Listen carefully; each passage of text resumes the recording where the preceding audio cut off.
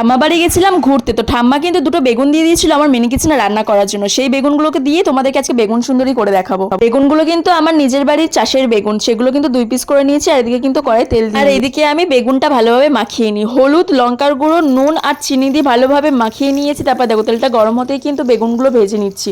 আর এত ধোঁয়া দিচ্ছিল কি বলবো, বেগুনগুলো কিন্তু একটু হালকা করে লাল লাল করে ভেজে নিয়েছি যাতে পুড়ে না যায়। তারপরে কিন্তু তেলের মধ্যে টমেটো ছাড়তে আগুন জ্বলে উঠেছে। টমেটো, কাঁচা লঙ্কা, ধনেপাতা একদম ভালোভাবেও ভাজবো না, আবার কাঁচাও রাখবো না, হালকা করে টেলে নিয়ে কিন্তু বেগুনের মধ্যে দিয়ে দিচ্ছি। আর নুন, চিনি, লঙ্কার গুঁড়ো এগুলো পরিমাণ মতন ভালো করে মেপে দেখে নিতে হবে, মানে যতটা যাভাবে স্বাদ হয় সেরকমভাবে দিয়ে দিতে হবে। তারপরে দেখো বেগুনের ওপর ভালো করে ডিজাইন করে ছড়িয়ে দিয়েছি চামচ দিয়ে। দেন আমাদের বেগুন সুন্দরী রেডি। সত্যি সত্যি বেগুন সুন্দরী এত সুন্দর লাগছিল দেখতে, আর কি বলবো। তারপরে ভালো করে সার্ভ করে নিয়েছি। আর দেখো এখানে আমার খেতে এত ভালো লেগেছে, তোমাদেরকে কি বলবো। তোমরা কিন্তু এরকমভাবে ট্রাই করতে পারবো, মামিদেরকেও কিন্তু রেসিপিটা দিয়েছি, সবাই মিলে ট্রাই করো। আমাদের কিন্তু ভীষণ ভালো হচ্ছে। Bye bye.